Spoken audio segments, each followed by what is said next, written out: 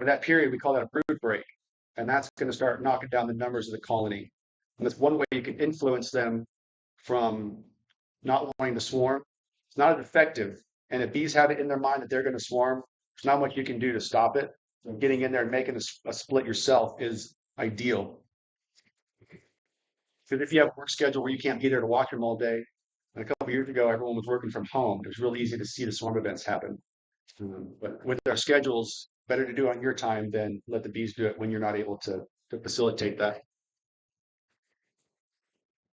And I'm no PowerPoint guru, so you'll see some funny alignment here in a couple slides. I think it was your fault. No, Lewis told put you up to that thing. So no, you don't have to split, and the solution for that is there's other methods that you can do to split your colony without increasing your colony count. And we'll go into those methods as well. So splitting my colony ensure swarming will not happen. No, it will not. They're living things, and you can do everything right, and they'll still do what they want. So if you do it at the correct time and you have the optimal stores, you can set yourself up for the best avenue of success, and you'll get a higher success rate performing it at the right time. Like I said, you don't want to split going into summer. So the solution, weigh the options that best suit you and your needs. If you're not able to lift heavy boxes, there's other solutions we have in here for splitting hives that don't require heavy lifting. Travel, I prefer a walkaway split because you just move a box and you leave, and that's it. Because I don't have the time to visit a location multiple times. And some of these processes you'll see require a visit, twice within 7 days. So if that's the schedule is an issue for you, or even labor, having somebody available to do that for you, that might take into account which method you want to go with in splitting. So your initial assessment when you're going to split a colony, if you don't see eggs, you don't see brood, you don't see a queen, you can assume that she swarmed or it's been queenless for X amount of time, depending on when your last inspection was or your last observation was. Search for swarm or emergency cells.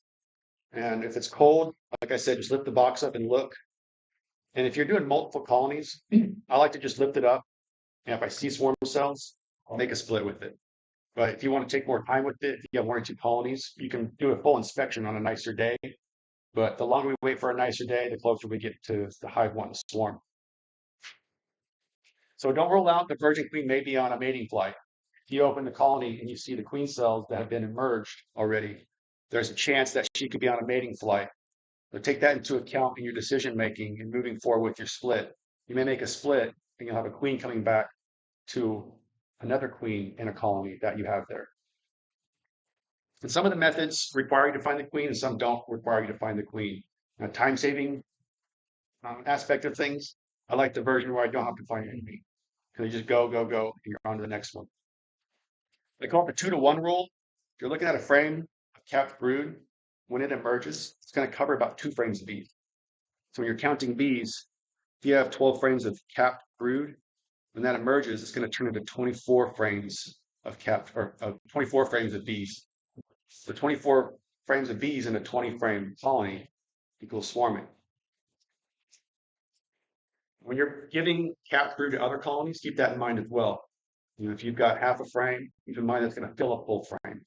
So it makes a difference if you're trying to maximize your movements. We talked about it earlier. You don't want to split. You can cage or sequester the queen, keep her from running around, laying the whole colony. She will lay in that small area, but that's okay. And adding that brood break will also add the effects of stopping the brood where the varroa gestate as well. So you can knock down some of your varroa by just keeping your queen locked up. You can also add space for the colony to expand. If they haven't built swarm cells yet, you can add room, and that will alleviate some of the pressure. That's not one of the more reliable methods by just adding room. You could also checkerboard it. It's a little too cold in the season. And by checkerboarding means if you have 10 frames in a box, take 5 out, and you're going to alternate with put 5 new frames in. So old frame, new frame, old frame, new frame. And then the second box you put on top, same thing, alternate. And when you're looking at it from the side, it's going to alternate like a checkerboard. You'll have a frame of wax, frame of wax, frame of wax, and comb, comb, comb, and then your empties, empties, empties. So, but that spreads the bees out, spreads the brood out, and that's also going to be more stress for them to thermoregulate. On a cold snap, they're going to come back in and contract. And if you checkerboard before the cold day, bees are going to contract into cluster, and the outer brood's going to breathe at night. You can switch or rotate the bottom box with the top. We spoke about the queen generally moving her way up with the cluster during the winter time. And so I would say 90% of the time you'll find her in the top box in the winter time on a double D boxes. And so you basically just switch the boxes because they've eaten all through the food at the bottom. There's no brood at the bottom. So that was last season's box. Switching them gives them more to start building back up that way. And this is an important one. Inspect for the amount of stores to ensure backfilling competition is not occurring. When we have great weather like this is our third year in a row with good rain. The trees are doing well. All the forage has wet feet, and it's just going to be pumping out the nectar. So every time a bee emerges from a cell, foragers are going to put nectar in there. They're going to try and put it in there before the queen can lay. She's going to try and lay an egg before bees can put nectar in there. And you have this problem called backfilling. And if not enough space is added, bees emerge as adults, nectar is backfilled, queen can't lay anywhere. So the colony is bringing in more food, and eventually the population starts to crash because she has nowhere to lay, and you're not increasing the amount of bees in there. If you're happy with the amount of space you have, that filling works well, and you can just pull one or two frames at a time to let her lay in, keep them down where you want. And the queen is typically in the same box where swarm cells are found. You might find swarm cells in the bottom box of the double colony. It does happen if she's down there hanging out. Especially if you have the bridge comb, bees can go between the top box and the bottom box really easily. And once you're looking at a frame of brood, they typically have brood in the bottom and a little ring of honey on top. And the queen doesn't like to cross that honey barrier, but in the wintertime, bees eat all that honey and move through it. So by having all the open space, she can lay wherever she wants. Where the swarm cells are, higher likelihood of the queen being in that same box. And some of these methods don't require you to know that, which I like, because sometimes she'll be in a different box and the process will not hinder that. So the split method, the demarine method, this is used when you have extra equipment available. This is my preferred method. It gives me the best success rates on colonies myself. And the only equipment you need is a queen excluder. And there's a 7-day wait in between the process. And this is why we have a 7-day waiting period. So we have our queen, 7 days. That's when they're going to be capping that. So from day 7 on, swarming is going to be initiated. They're going to want to get out of there.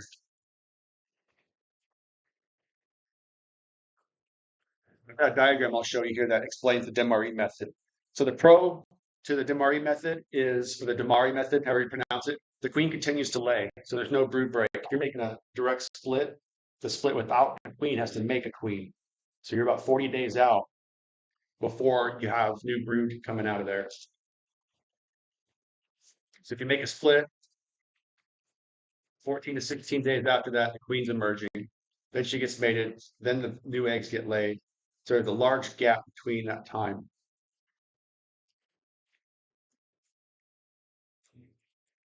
So this method also reduces the swarming behavior. It really stretches out the colony. I'll show you. Let's go to the demo. So this would be on day 1. You make your inspection. We have our queen represented in yellow, and the purple would be queen cells. And then the black lines represent brood frame. Queen excluder in red. And so what we want to do is you're going to add the queen excluder directly on top of the brood box, and then add empty boxes on top. And what we're going to do is we're going to separate the brood into 2 different types. We want all the older bees up top, pardon me. The older bees go up top, and we find the youngest frame of eggs we can. And we're going to put that down at the bottom here. And so what's going to happen is, sorry, I lost my place here.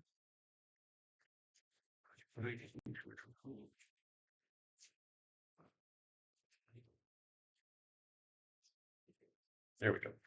So what we've got, we'll take the capped brood and put it up here. The reason we want the capped brood up top is because our queen's going to be down below. So the queen's going to be maintaining the population, and we want the top one to have bees emerging soon. So capped brood is going to go on top. And the queen cells that are up there, get rid of those.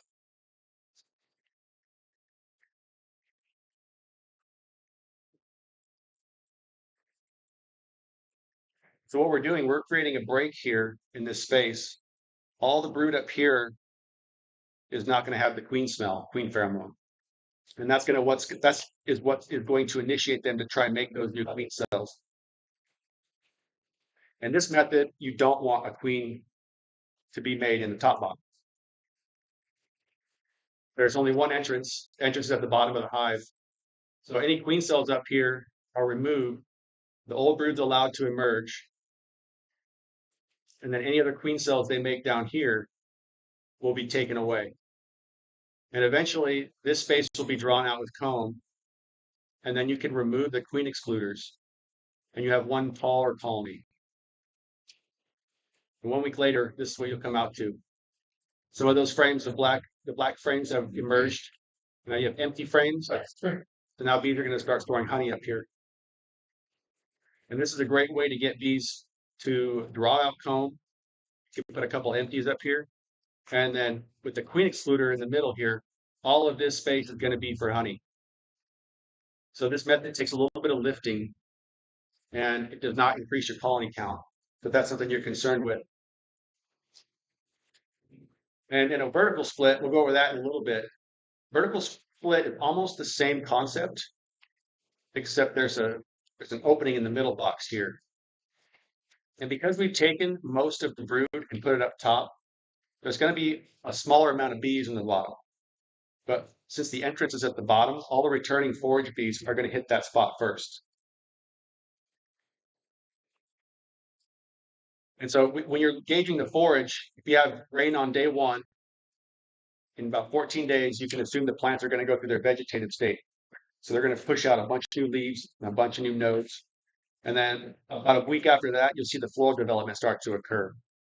So if you're trying to forecast your splits and growing your hives, I like to do this method about 5 or 6 weeks before a known nectar flow is going to occur, because that's going to give them a chance for about 2 rounds of brood to come out. And the colony is going to be huge, very, very large populations when you do a split method like this.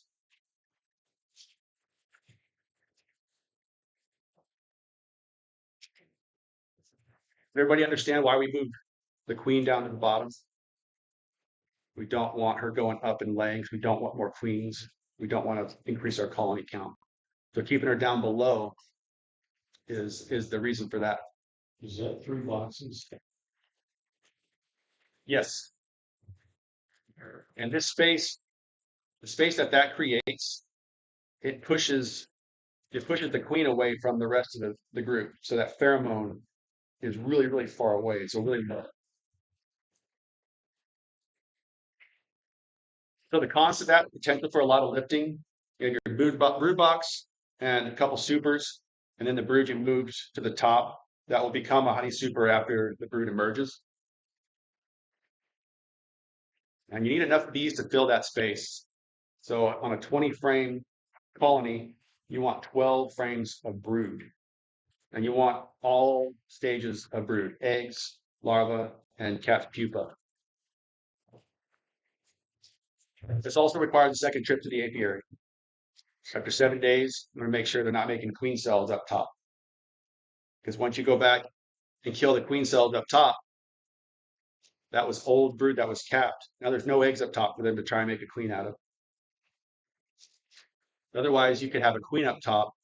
They're going to try and force her through the queen excluder and turn her into pieces.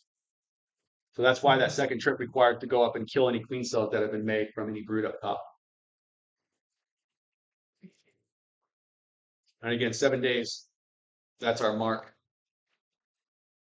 It's okay if you go a day or before or after, but try and hit it on that week.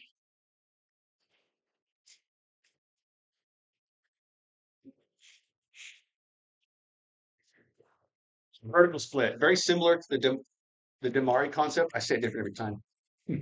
So once it's complete, if it's moved off, remember your 3 feet, 3 mile rule. If you split a colony and you move the box 10 feet away, all the bees are going to go back to the original colony. You're not going to have too many left in there. But if you just move it right next to it, they're going to be able to orient to that and won't be too far away. Or move it a couple miles away. If you have a friend, you can stash it out for a couple weeks, leave it for 2 weeks, and bring it right back, and they'll reorient to that location. I think I brought boxes. I think I brought boxes to your house, Christy, and I had bees come back to my house that day. And she lives about a mile and a half, but it was my last colony I had at that location, so it couldn't have been anything else. But a mile and a half, they found their way back. Similar pros and cons as the other method. Requires lifting some boxes and adding things, manipulation, second trip to the apiary. And you're also adding a number of colonies to your apiary. So this is the method we use. We want to split the hive and retain that queen for a new colony. And this is the board that you need for it. It's a double screen. And it's got a slit here with a little pivot handle there that you can open and close. And if you have two boxes, you're going to lift the top box off and put this in between. It's going to cut the colony in half. And the screen is going to allow the pheromone from the bottom colony to come up top.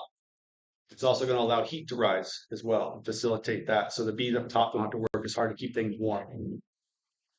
We want this colony to be separate. And the bees are going to treat this as a separate colony once you move them up there. Even though the smell is similar, you could recombine them with no issues. They're still friends, but they still treat that cavity as a separate cavity, and they're going to want to build a queen up there.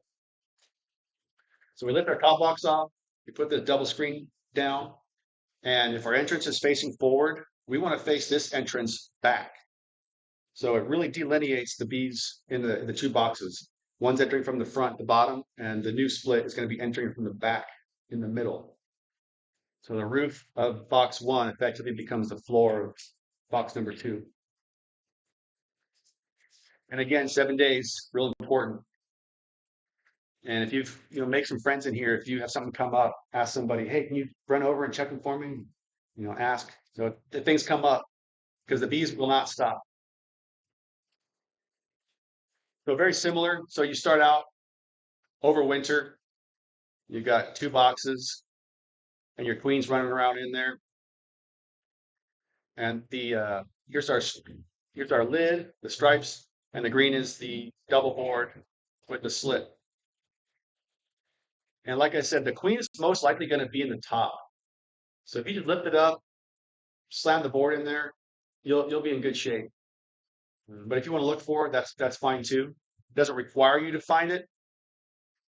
And so once we block this off from the front, bees are not going to be able to come from the bottom to the top. So what we want to do is put our queen in the top, because remember, well-fed bees make good nurse bees. Good nurse bees raise good queens. And if we're going to be putting our queen up top, we want our incoming forage in the bottom box to feed the queen cells in the bottom. So that's where the food's coming in. And because we're moving the queen up top, the brood that's left down below they'll be making queen cells out of that. And again, those are going to be emergency cells because the bees didn't plan on making that queen. When you come back, you're going to see a supersedure cell somewhere on that frame, most likely not on the bottom, because remember, supersedures are generally found up on the top part of the frame. And when we put the queen up top, just like the Damari method, it allows the queen to keep laying.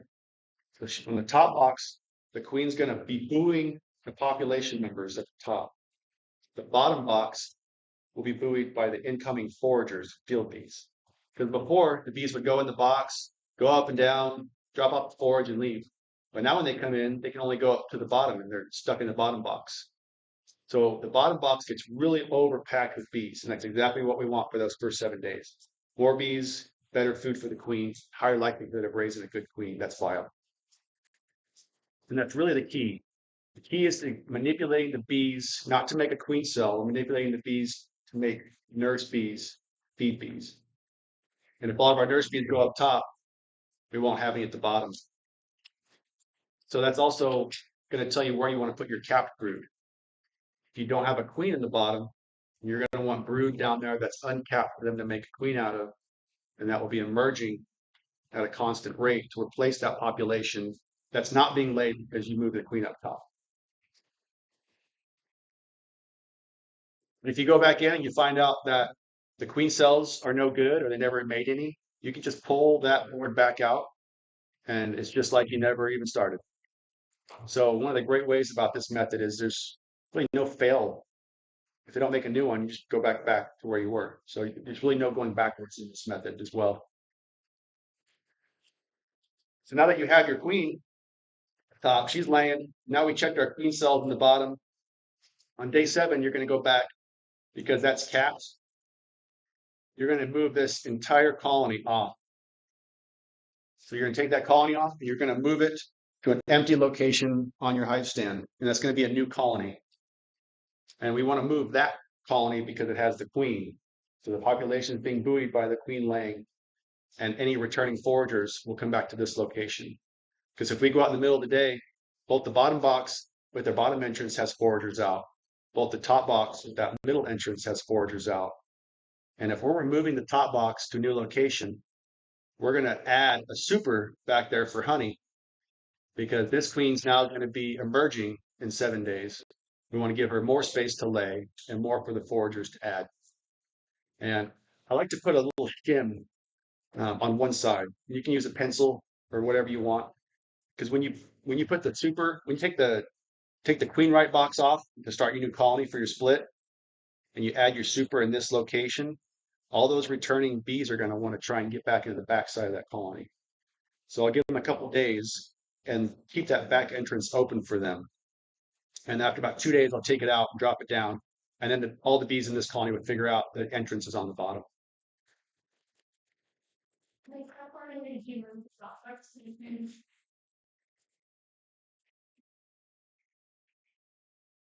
See, for 3 miles.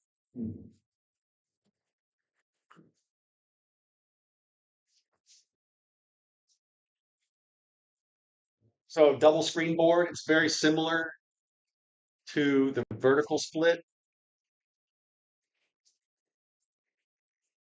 We're given a double screen board in the middle, much like this is.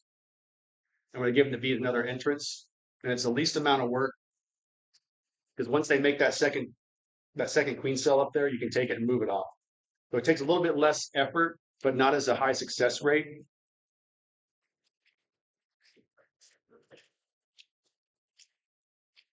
And so just like with the Damari method and the vertical split, you're going to want capped and uncapped brood, ideally in equal ratios. And again, to remind you, the queen cells are going to be up top, and the queen's most likely going to be with the queen cells as well. And check for that swarm cell before you go in. We want to maintain that control over the colony. We don't want to just let the dog out the dog park and let it do whatever. You really want to maintain all the control over this process. And again, youngest frame eggs go in the lower queenless box below the screen. So we want the youngest egg to be at the bottom where the foragers are coming back in.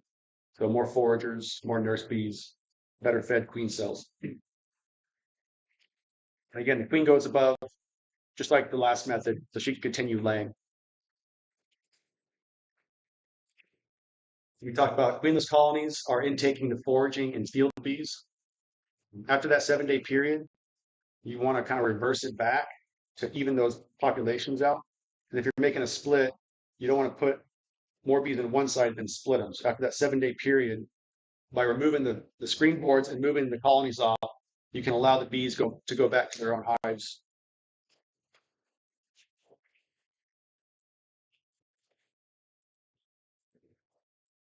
And if you don't find any queen cells, you can recombine them. So again, no step backwards. You want 2 or 3 cells ideally for your best odds. If you just have one queen cell in there, you're gambling on making your split. It's possible, but I like to have 2 or 3. That's what I like to see before making a split.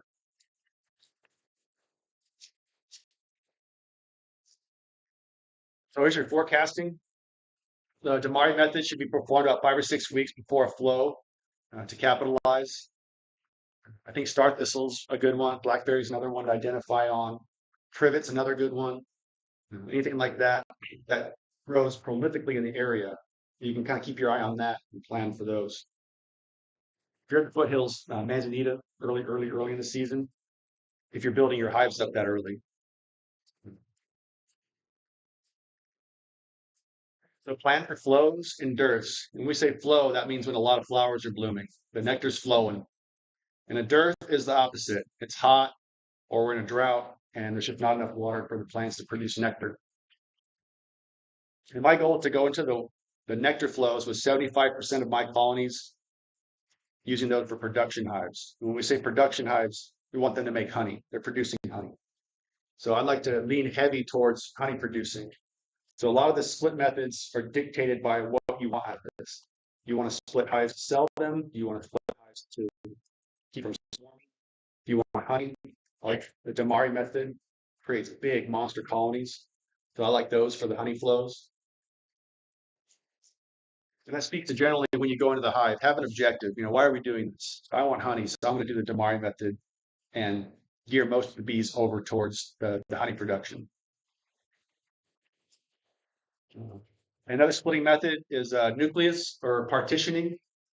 If you open a double deep colony, so a colony with two boxes, again, that's 20 frames. If you have 10 frames that have a queen cell on there, that's a lot. I would not leave that to a splitting method. I would leave it to a partitioning method. And you can take a single frame with the queen cell on it and put it into a new colony. And as long as you can fill that box with bees, you can pick and pull from other colonies.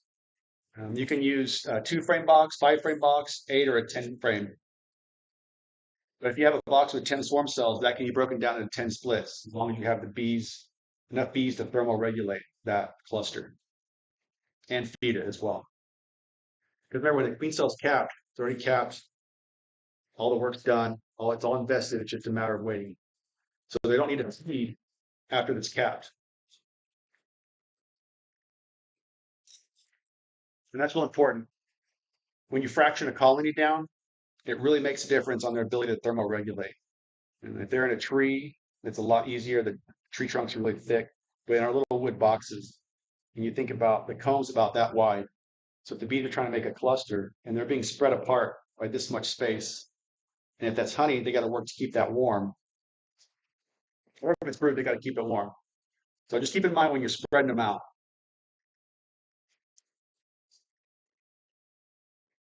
So failure and recombination, you can recombine using the newspaper method.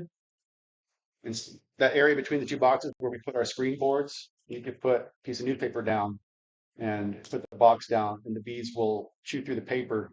And what I like to do is put the newspaper down and a razor blade and run a few lines in it to kind of get it going, let them know that there's airflow there.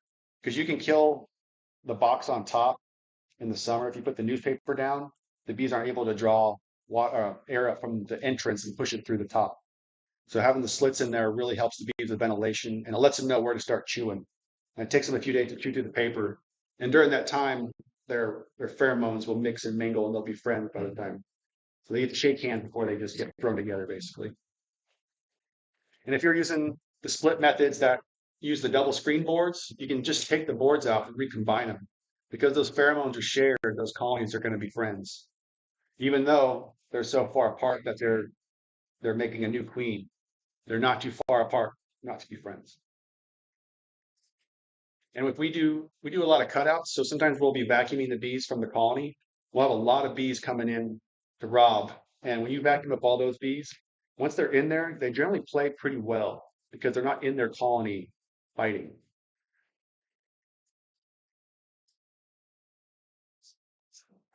Here's some of the treatment methods we use. We like oxalic acid. It comes in many forms. It could be used with glycerin and maybe with straws. DW's got a great program he's doing with, he's using a router to draw a little channel through the top bar of the colonies. And then he's using a caulking gun and he's running the caulk through each of the top bars there. Formic acid, that's got the best knockdown. Going to knock down the most mites for you. It's been a little bit cold for it to be super effective. We like to do it a little bit warmer, but not hot. And thymol is the other one I like to use. And there's many different types of treatments out there. These are one of my one of the ones I used I had the best success with. And combining that with brood breaks and other things, there's a lot of ways you can prevent high mite counts. So again, best way to succeed and the highest yield on your queen takes, forage. Bees need well-fed bees to make honey. I mean, and to make bees, make brood bees. And it's dependent on the weather. If you've got 12 days of rain coming up, you don't want to make a split because the bees aren't going to be able to go out and forage for it. And not well-fed or a poorly fed larva will make a poor queen. So keep an eye on the weather. And the weather may prevent some of us from getting out there. People that live out Calvine Road, other places got flooded a couple weeks ago, and the roads were just shut down. So keep that in mind when you have to get out there. And then equipment. Make sure you have all the necessary parts and schedule accordingly. I like to visualize what I'm going to be doing out at the colony before I go out there. Because in my head, I can see myself reaching for the hive tool. I can see myself reaching for the smoker. And I look at the truck and I go, oh, smoker in the truck. I'll go grab the smoker. So visualizing what you're going to do, maybe even writing it down is a good way to go about hive inspections. And don't go in the colony unless you have a reason to. And if you have a reason to, have an objective, get it done, and get out. And you can make splits, you can do it 50, 55 degrees as long as you're quick. And I wouldn't be pulling frames out and inspecting them if it's 50 degrees. But you can definitely just make your splits, move your boxes, or lift them up and add your screen, and then come back. Remember, you don't have to find the queen. Most likely she's going to be up top, vast majority of the time.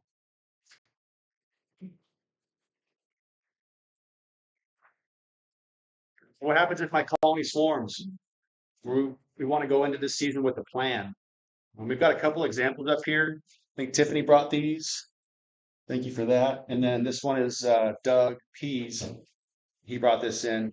And this is designed, and you can come up and look at this after and check them out. These are two vacuums designed to vacuum bees without injuring them. And then here's the queen throne.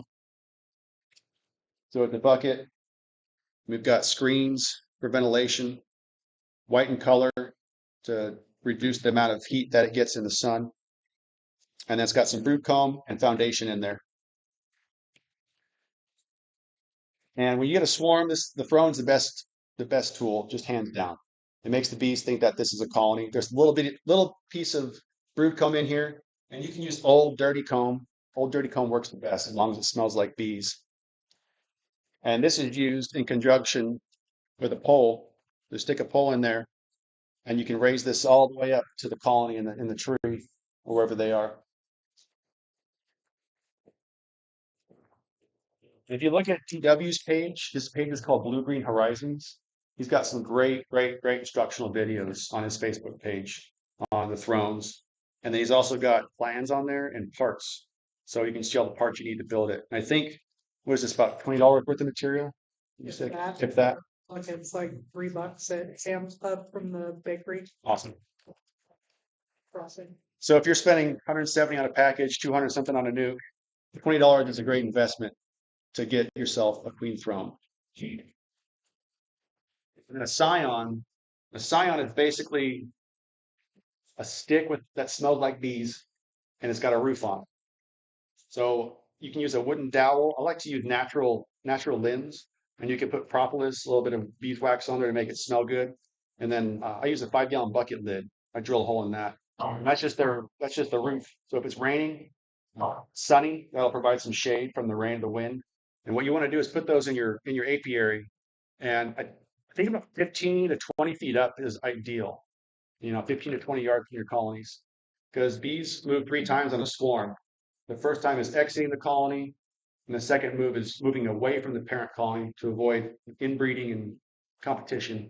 And the third move is moving into their final location, whether it's a chimney or a tree cavity, or even an open air colony, which isn't very common, where they just build out in the middle of a tree. But if you have a scion out there, something that smells like bees, when they leave the hive and they go to it, they're going to stay there for a lot longer than they would if they jumped off. I would say bees stay for probably 15 minutes to maybe 45 minutes on that first exit. So unless you're there to see your bees leave your colony, then you're going to miss it. But if you come home from work, they've been hanging out on your scion all afternoon. And ideally, I like to throw a little rope over and then attach the scion to that, pull the rope to where it's raised up into the tree, and then secure the rope onto something. So if you come out to bees, all you have to do is put your empty colony on the ground under the rope and let the rope out and lower the scion until you're there. You can add the bees to your colony and look for a queen. See if she probably be a virgin queen or she could be a mated queen if she was superseded. So by looking in there and observing, it'll give you some forensic information on what's transpiring. And if you've already been in the colony, you know what's happening.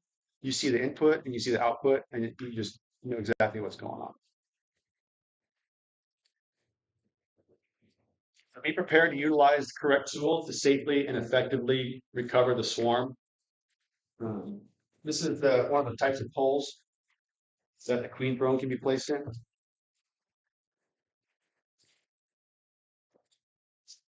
Tiffany, how long is this pole? Pretty long. My dad's old pesky roll. So this can go out 1, 2, 3. So this can be 4 times as long. So it's probably about a 5-foot pole. So 4 pounds of bees at this is not too bad. If you've got this spread 25 feet long and there's 4 pounds of bees, that's going to be like a fishing rod and all the way down. So you don't want to be on a ladder when you're using one of these, ideally. So keep in mind what's going to be safe for you, what's going to be safe for people around you. People have allergies, that could be the end of their life. We don't want to rain bees out of the sky haphazardly. The throne is a great way to control that. You're not shaking.